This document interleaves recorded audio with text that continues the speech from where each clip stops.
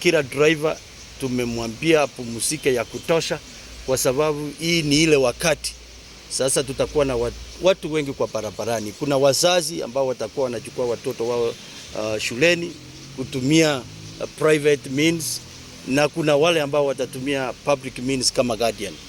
So sisi tumejipanga, tunauliza kama kuna mtoto yoyote hapo nyumbani ambaye hajafanya advance booking, ili guardian inafanya advance booking, inachukua watoto kutoka from our offices direct to our schools, kwa avoid shida mingi hapa njiani barabara na watoto. So we make sure your kids are safe kutoka hapa mpaka shuleni, na watoto wakifika shuleni we hand them over kwa wakubwa wa shule, ndio tunatoka tukichua watoto tumewaacha kwa mikono ya shule. Pia nataka kuuliza walimu wetu wakuu kwa mashule yote ambao watoto wetu watakuwa wanaenda.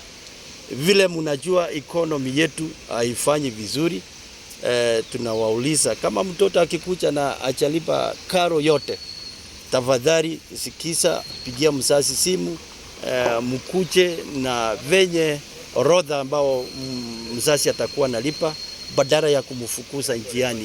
Hiyo haisaidii hata for safety ya mtoto, sio kitu ambao ni mzuri. So tunauliza kama mtoto ako na shida ya kulipa karo, tafadhali ona njia, mtazungumza na mzazi na wazazi pia, na wauliza kama mko na shida.